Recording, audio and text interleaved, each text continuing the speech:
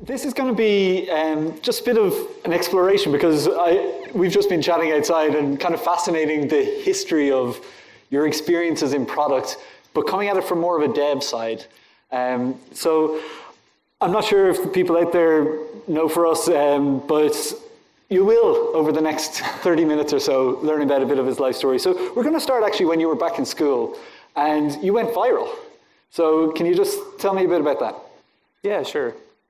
It's kind of the first time I realized the power of the internet, really. So it's a kind of cool experience to have had in college. Basically what happened was there was this product announcement from Google. This was back in like 2010. They called it Google Instant.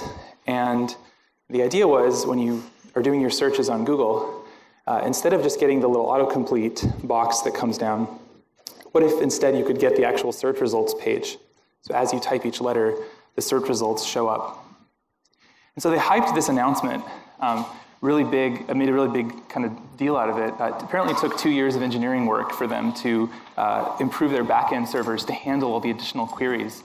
And they announced it with a lot of fanfare. And I saw it and I thought, this is cool, but what if you could do it for videos? So as you type each letter, what if the top video suggestion comes up? So you type J, maybe Justin Bieber video or something comes up and starts playing, and then you type the next letter and you get another video. And so I bet my friend I could build that in an hour. And obviously, cocky college student, it took me 3 hours to get something kind of working. I posted the link and went to sleep. The next day I wake up, I have like 20 missed calls on my phone, and I have emails from NBC and these media outlets that want to talk to me. And apparently, what happened was during the night, the YouTube CEO saw the link. Like somehow it started going viral on Twitter, and then he offered me a job on Twitter while I was asleep. And so then I found myself in this weird situation where the media started writing about like, this is the future of the resume, this is how people are going to get jobs in the future, and it became part of this like media storm kind of, and everyone loved the story of the bet. And so I had this wild experience of building something in a few hours and seeing the internet think it's really cool, and especially because it took such a short time, and Google said their thing took 2 years, and they didn't understand it was just 100 lines of JavaScript. It was just calling the YouTube API. Like I didn't do any work really, but yeah, that was. Excellent. But you mentioned it wasn't all rosy. That like Hacker News is kind of infamous for not being kind. So what happened there, and like what were people saying? So actually, in this instance, they were pretty kind. The one thing that did happen was a commenter showed up and said, hey, I've actually been building kind of a similar concept, and I've been working on it for a few months. In fact, my concept for this has a lot more features. It has, filtering options, and it has, a whole kind of a bunch of preferences you can set in the product. And they seemed a little disappointed that, their product, didn't get the same attention that this like couple-hour product that I built got. And then so I kind of read the thread there, and one of the commenters replied to that person and said, well, this is the power of shipping. And he shipped and you didn't.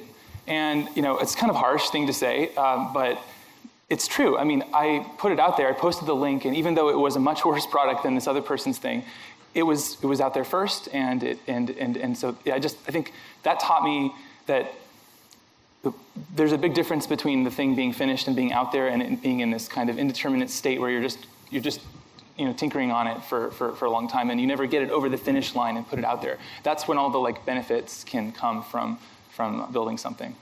Yeah, no, I think that's a brilliant illustration of everybody always wants to wait until it's finished. Mm-hmm. You always want to add the extra feature or add the extra thing. So shows you can get benefits of going ahead. You did mention though that while you got this offer from YouTube, where were you working at the time? So I was a sophomore in college, and I had an internship, a pretty cool internship at Facebook at the time. This was back in 2010, so it was like year 5 of Facebook. So still I would say it was a pretty exciting time to be there. I saw a chuckle. What was that about? Yeah. So. Yeah, I mean, it was, so I got put onto the Facebook groups team, and at the time, I remember thinking like, oh, that's a bummer, I don't want to be on this team, because at the time, groups was this pretty kind of silly product where it was basically people would join groups in order to get a little message to show up on their profile. So a lot of the groups were things like, I step on crunchy-looking leaves when I see them on the sidewalk. That you join that group just so you could see that, or like they would join, can this pickle get more fans than Justin Bieber, and just like these kinds of joke things. Yeah. And so no one was using them for actual communication. And so I got put on that team, and I'm like, oh, this is going to be a bummer. But it turned out that that summer, the priority of the company was to make a new version of groups that people would use to actually talk to each other. And so, and there was a team of like 5 people, a designer, an engineering manager, and a PM, and then two or three full-time engineers and 2 interns.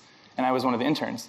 And so it was actually one of the best experiences, probably the best job I've ever had, and it was an internship.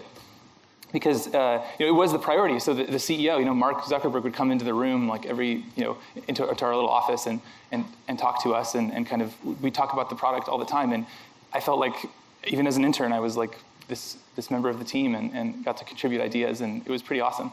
But I got in a little trouble with the YouTube thing because I was like kind of starstruck by this like job offer from Pat Hurley, the YouTube CEO at the time. And I said, oh yeah, I'll join, because that's awesome. I can just like leave school, it'll be great. And then my manager's manager at Facebook called me into the room and was like, you can't talk to the media. Like, we have this hiring war with Google, and like, you can't be doing this. Like, you're gonna lose us. Like, the people are gonna choose to work there. And even though you're an intern, you can't be doing this. And so I had a little bit of lesson about kind of like, just like when you talk to the media, you got to be a little careful about the effects. Yeah. Excellent. So you didn't drop out of school, though. You ended up finishing. Changed my mind, yeah. I said yes, and then I said no a few days later, and decided that I should probably finish my classes, and the job would still be waiting there if I wanted it later. And after college, though, you went down the entrepreneurial kind of route and started up. So can you talk about your first company? Mm-hmm. So after finishing school, I was. I guess the thing that always interests me is looking at how you can combine things in kind of non-obvious ways.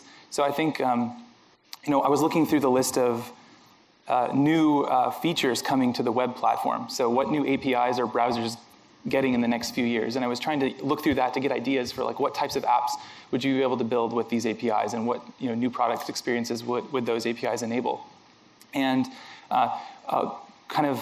stumbled upon the WebRTC API. And for those who don't know, WebRTC is the API that lets you do real-time communications. So you can do video chat, voice chat, and also just generally you can do peer-to-peer browser communications directly between people's browsers.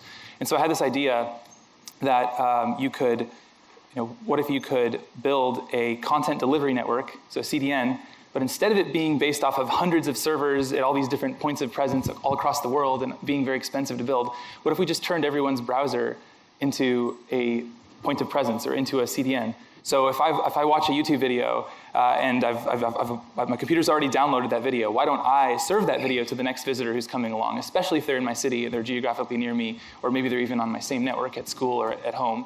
It would be a lot faster than getting it, and cheaper than getting it from the CDN kind of data center. That was the idea. And so you had the idea, yeah, and it sounds good. So how did you approach it from, like, I guess from a product perspective? What was your angle? Did you go down the customer validation route?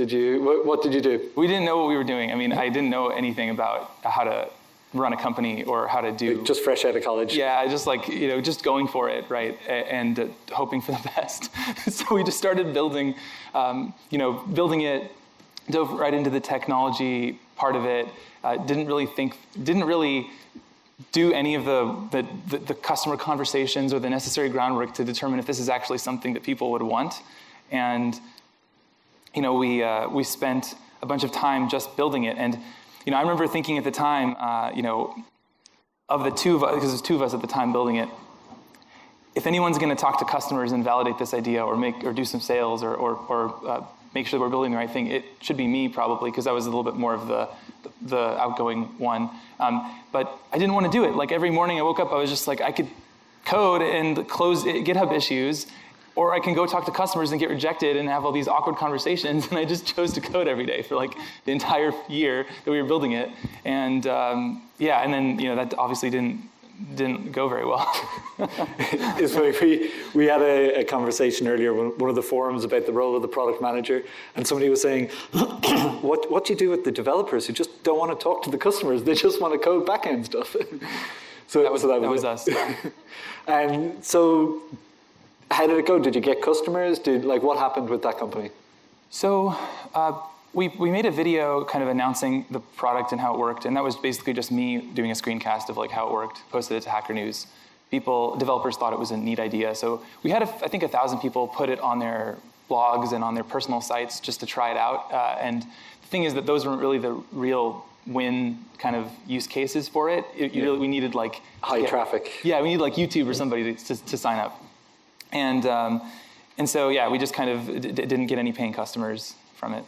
And just out of, I know it's probably delving a little bit into the too technical. In university, we were researching peer-to-peer phone networks, and mathematically they said in high congestion areas it can't work because every node gets overwhelmed. Did you have that problem where you never got enough traffic to validate it? We never really got enough traffic to validate it. Yeah. And also, it worked only in like Chrome and Firefox at the time, and so it was like I think at the time around half the browsers, and they couldn't, and Chrome and Firefox couldn't talk to each other either because this was like really early days of WebRTC. So yeah, the whole thing was a little too early. And so with that and with the current climate, you ended up getting acquired. You didn't have customers. You barely had a product. So how did you get acquired? So the timing, it's just luck, honestly. So Yahoo at the time had a new CEO, Marissa Mayer. She joined Yahoo to try and help turn it around. Her plan was to try to inject like new energy and startup energy into the company, and so she decided to go on this acquisition spree basically during that time. And we were lucky enough to be one of the. I think she was acquiring a company every week during the first year that she joined, and so we were just 3 people at the time, and it was more of like was this aligned with the strategy that Yahoo were doing? Yeah, video was one of their big strategy, like one of their big things they wanted to focus on, which is really unfortunate, by the way, because they had this thing called Yahoo Video before, and the previous CEO actually decided to axe it, and it was the #2 video site on the internet after YouTube, and they decided that it was user-generated content, so how could you ever make a business out of that? So they shut it down, deleted all the content, and then they were like, oh, we need to do video. Let's build a new video site, and it's anyway. So we were basically interesting to them because we had done a lot of the kind of JavaScript video player stuff with PeerCDN, and they were like, oh, these folks will be able to help us make like a really fast video player and modernize it so that it works better on mobile and that kind of thing. At the time, their mobile player was like would take like 19 seconds to just show the play button on 3G. So it was like, it needed to be basically rewritten with mobile assumptions in mind, and that was kind of what we were like hired to do, basically. So you mentioned Facebook was the best job you've ever had, so I'm assuming then this doesn't count as the best one. So how did your time at Yahoo go? There's actually a lot of talented people at Yahoo, a lot of good people. But I think what happened was some of the benefit of the startup energy got that they were trying to do by bringing in these startups got diluted because the team that we joined was like 20 or 30 people already, and we were 3 people, and so we had all these ideas of how to change things, and we kept running into kind of organizational resistance. So as an example, we wanted to use a new JavaScript tool to build the video player, and the reason why we wanted to use it was because it would let us build a really lightweight player. But they were insisting on using kind of their Yahoo proprietary thing, which so there was just this kind of like, it's like if you actually want to accomplish the goal of making this player fast, we need to actually change the tooling. That's kind of one of the requirements, and then you run into basically we got subsumed by their culture rather than being able to change it as much as we were like hoping to, I think. And also we're young, and like we was probably, I don't know, I'd had a little bit of like like maybe there's a reason they're doing things the way they're doing them, and like who am I to try to question it and change things too much? So yeah, and I mean there was a lot of interesting product things I observed while there. One really great story was the video player at the time, like right before we joined, had too many buttons on it. It was really complicated. It was very confusing to use, and the kind of mandate that came from Marissa was like, let's simplify it. Like they told the PMs basically, you can put 2 buttons on the player. That's it, 2 buttons. Like, don't show me anything that has more than 2 buttons because it's too confusing and too complicated. And so they took that kind of directive and went to the drawing board, and they're like, okay, what 2 buttons can we put on the player? So obviously you need a play button, right, in the middle. And then they were like, let's have another button with everything in it. So you hit that button, and then it opens up everything, and then you get all the buttons under that menu. And that was there a different product manager for each of the buttons, insisting that they got in there? I think there were definitely people fighting to have a third button, their button outside so that people would actually find it. But I think they took that like a little too literally, because that's actually the player that they shipped. It was literally 2 buttons, and I remember, like, I wasn't a PM, I was an engineer, but I care a lot about the product side of things. So I was hassling the PM and saying, can we put the full screen button at least on the outside? Because I know that just without any data, I just know that that's the button that a lot of people are looking to find, especially when it's embedded in a little article and it's a little tiny player. That's the only button you want, is to just make it so you can actually see the video. And it was like they finally instrumented it, and then they found that the full screen button was only being clicked on like 1% of the time, and so they're like, oh, it's fine that it's in there. But I was like, no, it's because it's in there that it's only being clicked on 1% of the time. If you move it to the outside, it'll get clicked on more, and people won't be frustrated. And it was totally just intuition. I didn't have any data, but then we finally did an A/B test and moved it to the outside, and then it got clicked on 14% of the time. And then I was like, yes, obviously. And did you cycle through every button? No, just the full screen, yeah. Cool. Yeah. So built your company. What was the time frame from when you set up kind of a company to getting acquired? It was, I think, like 8 months from beginning to end. So we got, wow. It was pretty fast. And did you have a functioning product at that point? Were you able to bring your code into Yahoo, or were you saying that they were basically, no, you just have to use our tooling? So, yeah, at first I thought they were going to use the technology, but then it kind of turned out that they had bigger kind of product problems that they needed to fix first. I mean, our tech would have potentially made, the videos faster and reduce CDN costs and stuff like that, but that wasn't even like the first problem they were trying to solve. They had a ton of more important problems, such as getting people to even care and visit the site in the first place. So so it would have been wrong to focus any engineering effort on like cost the CDN reduction aspect. Yeah, so it didn't really go anywhere. So how long did you spend at Yahoo then kind of working on the video? So I spent a year total. The first 6 months was basically working on the video player, and then towards the end, I was trying to get more into the product side of things, actually.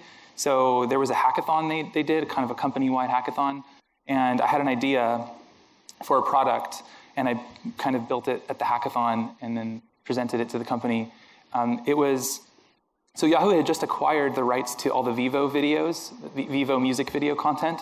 So they were one of 2 sites on the internet that was allowed to show Vivo content in their own video player. It was YouTube, and then Yahoo had the rights. And they were planning to just kind of put them into a section on their new video site. So there's like a tab for music videos. And I remember thinking like, well, that is no different than YouTube, and everyone already knows about YouTube. So what's the actual draw here that's going to differentiate it from YouTube? Yep. So I had an idea for a kind of a music video based music player. So whenever you play a song, it plays the video kind of in the background. And then when it's kind of full screen, it takes up your whole browser, and the UI is kind of on top of the video and hovering over it with like transparency, so you can see the video behind it. And you can dismiss the UI and see the video if you want to full screen it. And then the cool kind of highlight feature of it was, I don't know who here's seen VH1 pop-up video. Does anyone remember that?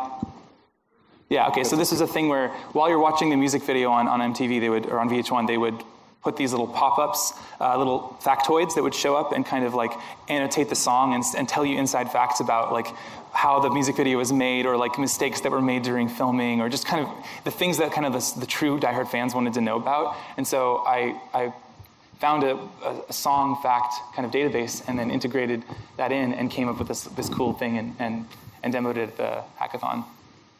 And it won the popular vote, and so I tried to kind of turn that into a product, but it wasn't too successful at getting it out the door while I was there.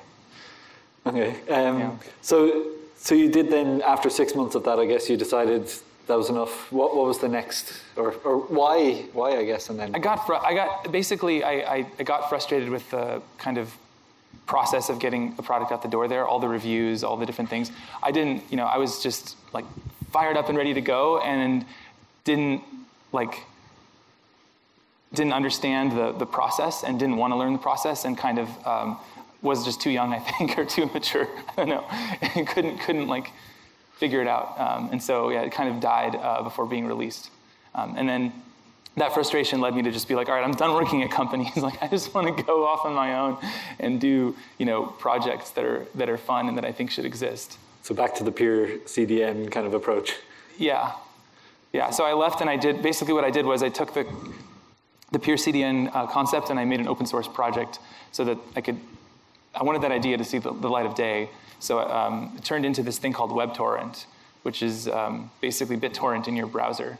So you can watch videos and do basically a peer-to-peer network made up of all the browser users. And why did you decide to open source it versus why not do another PeerCDN type of thing and turn this into a product? So I guess open source is a product, but a commercial product. Mm-hmm. I think I just thought it would be more successful as an open source project. Like certain things are better executed as open source. Like, for example, most companies and organizations wouldn't want to use a programming language that wasn't open source. If you think about it, like, there's been no successful commercial programming languages. And there's other examples of this too. Like, I think text editors, there's some, maybe that's a bad example because there's some, but with like a torrent or with a peer-to-peer network, it just felt like maybe this should just be a community thing, and it would be more successful than in doing it as a company. And it just felt right to do it that way. And did you kind of meet, there's quite a passionate open source community around kind of I guess the DAT project, the Beaker browser, WebTorrent, all these kind of things. So was that part of the appeal as well, kind of that kind of philosophy of the code being free? Mm-hmm. Yeah. I just always thought it would be fun to become part of the open source world and to be one of those like magicians that makes the libraries that power all of our software, and it always seemed like something that I don't know, you couldn't do. Like, it was, I always used people's open source libraries, but I never thought I could be the person making the libraries, and I always thought that would be something that would be fun to try one day, and then that was the opportunity that I took to do that. And you got hooked. Yeah, I got hooked, yeah. So were you working at this time, or were you just kind of full-time coding on these open source projects? Full-time coding on the open source projects, yeah. Okay. I just lived frugally, had a little bit of savings from having worked at Yahoo, and then I did the kind of, I did this thing where I would basically go around it'd be like, I want to go to Europe, okay, what conferences are there? And then I would go and talk about WebTorrent or whatever open source project at the conference. And there was a little community of kind of JavaScript people who were building these libraries at the time. And it turns out, like, if you don't have a job, then whenever some conference asks you to come, you always have a completely open calendar. So you can just say yes to all of them, and you can have this cool time just going around, and like planning where you're going to be, and so I did that for like a year or two, and met a lot of cool people, and just became kind of really ingrained in the open source world. And so WebTorrent was one of your kind of big projects. What are some of the other ones? So while building WebTorrent, one of the most annoying aspects as an open source maintainer was getting pull requests from contributors who were well-meaning and trying to help, but they didn't follow the code style standards for the project. They would just come in and And we have a very controversial coding. I have a very controversial coding style where I don't put semicolons at the end of my lines in JavaScript. So, yeah, it's bold. Yeah, so basically people would come in and they'd use semicolons, and that was obviously unacceptable. We can't accept that code. They're optional in JavaScript. You should remove your semicolons, delete them all. No, but seriously. No, but you know, it's important for you know, people to kind of, the code should look like it's written by one person, even though it's written by many people. That's the standard of how you know when you're reading a code base. It should appear as if a single mind authored it. If that's the goal, that's the kind of standard, I think. And so anyway, you know, there's linting tools out there for this, and so I made a linter a configuration and added it to the project. But then that helped a lot because then people could test their code before submitting it. But one problem was that the WebTorrent was actually split up into a bunch of separate open source packages, as one does in JavaScript land. There's often, you know, thousands of these dependencies.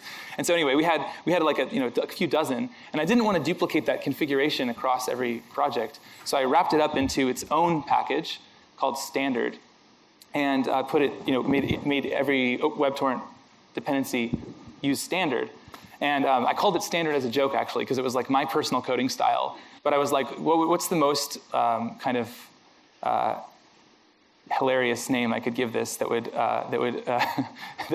be amusing to me to watch people's reactions? And so I was like, I'll call it JavaScript standard style, because it's my style guide, right? So I named it that as a joke. And then you know, people liked it. And so even though here's what ended up happening, right? So I made it just so that I wouldn't have to duplicate this configuration. But what ended up happening was everybody on every team out there has to deal with this process of agreeing on a style, you know, for the company to use. And what happened, you know, if you look at like, you know, ESLint is a tool that I don't know, probably people here have heard of. There's like 200 or 300 options you can configure. And what teams had been doing was debating every single point, like what should our style be, and having these protracted discussions. And so what ended up happening with the tool was, because I called it standard, and because it was all the decisions were made, and they were mostly reasonable, with the exception of the semicolon rule, which a lot of people don't like, that exception, people were like, oh, we should just use this. You know, it'll end the debate on our team. And so accidentally, again, kind of like made a thing that people thought was handy. And so people started using standard to end the debate. And the other thing they loved about it was there was no way to configure it. So you either use it or you don't. And so once you use it, then there's no developer coming in and saying, you know, sneaking in a change to the configuration while they send in their own pull request, because they don't like that rule. So they sneak it in, and then the team, you know, and so then there's these like fights where different developers are changing the rules, right? It was like, that's it, take it or leave it. And are you seeing less semicolons now since releasing this package? What do you mean? At the end of the line. Yeah. There's more people using it. Yeah, no one sends it anymore. No one sends that, yeah. Okay, so how long did this kind of period stretch that you were kind of just working full time on these open source tools? I did that from like 2015 till 2018, 2019 kind of time frame. And you were able to self-sustain? Yeah, so I had a couple websites that I made, just sort of a few websites I made that I threw Google Ads onto that were making me a little bit of money here and there. But yeah, I basically lived really frugally during that time. And it's easy to do when you're single and you have low living standards, I guess. I don't know. You're really setting the stereotype of the developer here. I don't know. No, it was fine. I was living in Mountain View. It wasn't that bad. I'm making it sound worse than it was. But then, like a few years back, can't remember the exact time, you tried a few experiments around trying to monetize open source. Mm-hmm. So do you want to chat through those in the back? Well, one of them received a bit more backlash than the others. Yeah. So, you know, at the time, so when you start doing open source, this is a common thing I think a lot of open source maintainers experience, and I experienced it, which is when you start, you're so excited to you know, you put your first project out there. Usually, you know, the initial reaction is no one cares. You know, no one even knows about it, right? And so then when you get like somebody who opens an issue, it's amazing because you're like, oh my God, you know, even though they found a bug or they're complaining, it's like incredible that someone cares.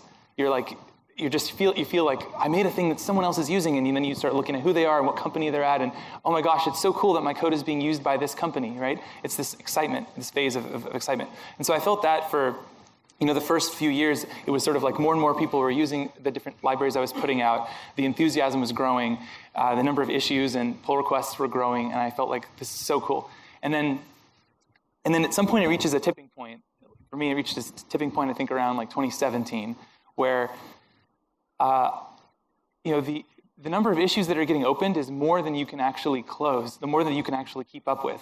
And so I felt like what I ended up feeling like was that this was a to-do list that was globally writable. Like anyone can add items to my to-do list by opening an issue on GitHub and saying that this thing doesn't have a feature it should have, or it has a bug that it doesn't work in this certain case.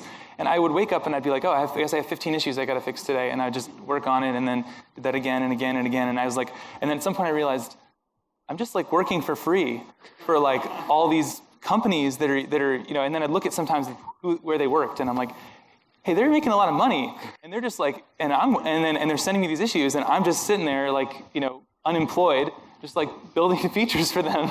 And then at some point I was like, maybe I shouldn't do this anymore. So no, I mean, that's what you sign up for when you do open source. So it was just, but I thought, wouldn't it be great if there was some way to do this as a full-time job, if there was some way to actually make a living doing this? And I also thought it would be great if, kids could say one day when they grow up they want to be an open source maintainer. How cool would that be?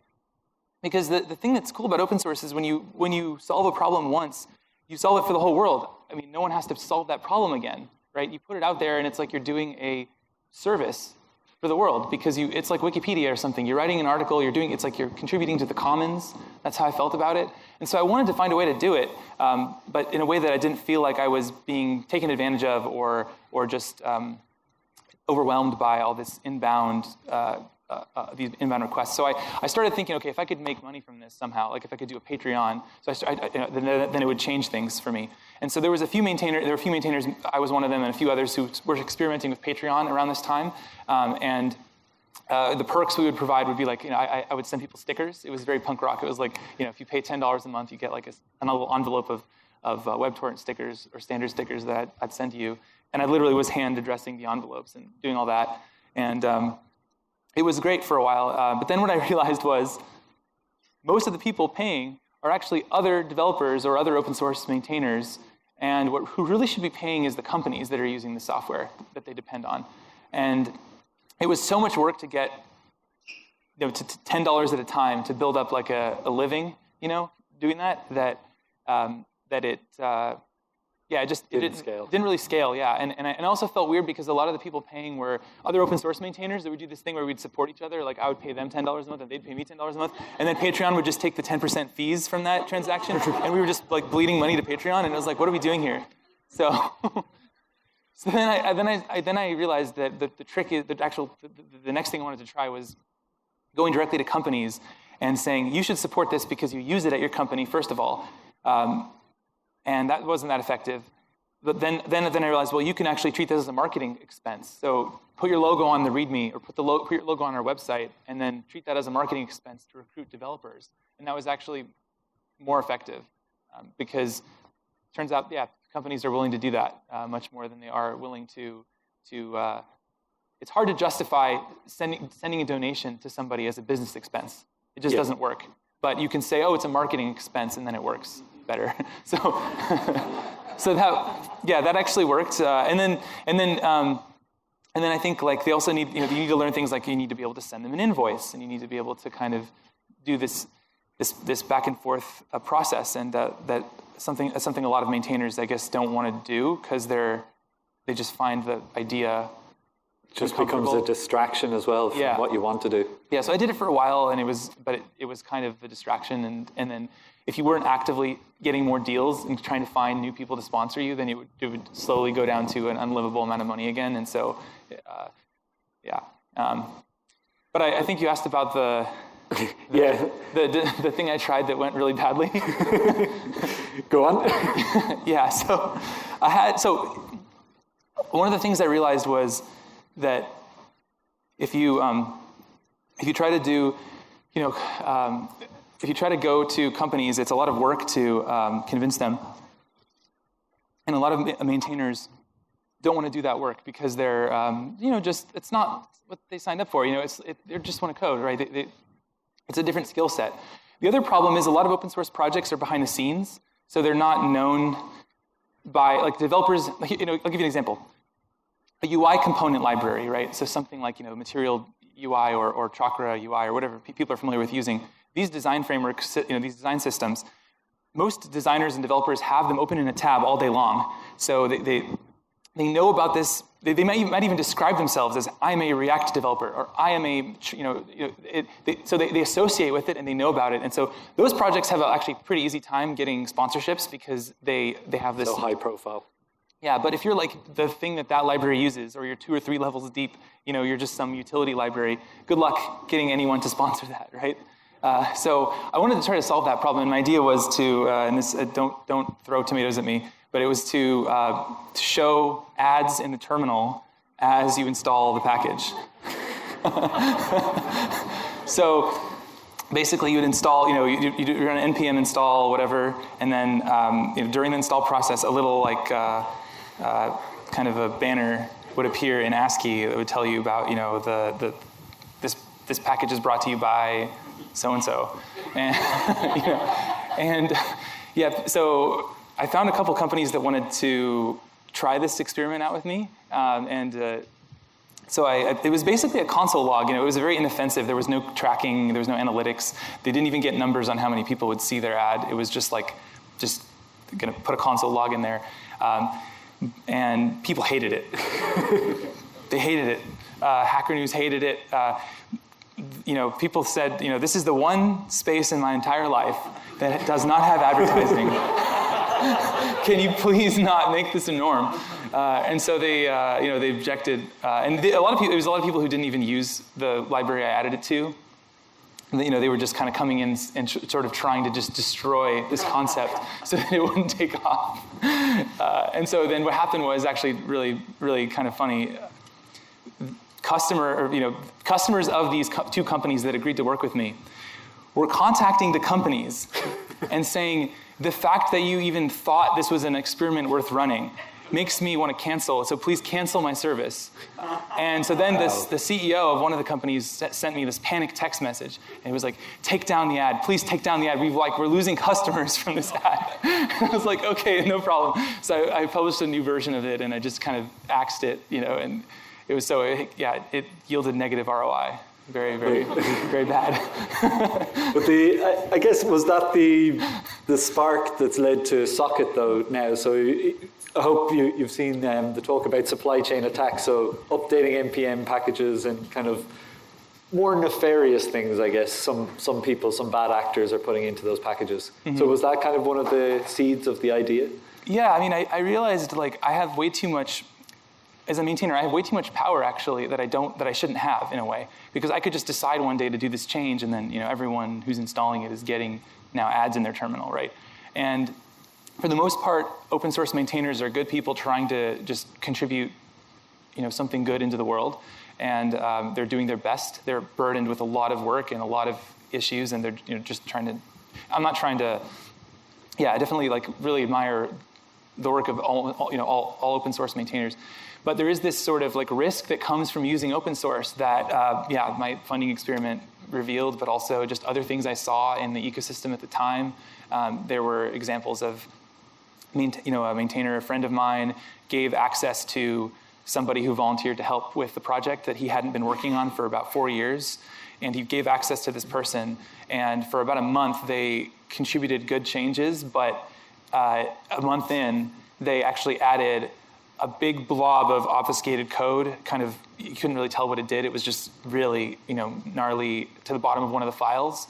And no one really noticed because most people don't read the code. They don't open up the code, right? And so then, a couple days go by. I think 5 or 6 days go by. It gets bundled into a company's product, a bunch of companies' products, actually. But the thing that was so nefarious about this code that was added was it actually didn't do anything unless it was running in one particular company's product. So it would look at the name kind of the project that it was within, and it would only activate in that scenario. and it turned out they were targeting a Bitcoin wallet project. And so it was really nefarious. So it did is it would only activate in the wallet, and then it would look at what the balance in the user's account was, and if it was over $1 million Bitcoin, $1 million of Bitcoin, then it would just send it all to the attacker, right? And so the thing that's really nefarious about it is, the support people at this company are used to probably users, having difficulties with their wallets and saying, oh, the balance, my balance is missing or whatever. And so because it only targeted these high roller accounts, it was only a handful of people who had their funds stolen. And so it didn't even set off any alarm bells for the company that they got these support queries, because it was like a handful that, not that out of the norm, really. And so yeah, it went for quite a while without being caught. And it only got caught by a total accident too. That's the really scary part is, it wasn't like somebody just read, was looking at the code and saw it. It happened as a total accident. So they used a feature in Node.js that happened to be deprecated in the next version. And so just totally as an accident, right, somebody was running the new version of Node and saw this deprecation warning getting printed out. And they traced it back to this blob of code and said, hey, why is this here? And then eventually the mystery was solved. But like, if that feature hadn't been deprecated, like who knows how many more millions weeks. Gone. Yeah, so it was really wild. And so yeah, that's kind of the thing that I saw firsthand. Well, we're out of time actually, but I've really enjoyed the conversation. It's just been an incredible journey from that kind of creating all the different companies, projects, going viral multiple times. So thank you for sharing it, and I hope you enjoyed it as well. Yeah, thank you. Thank you for having me.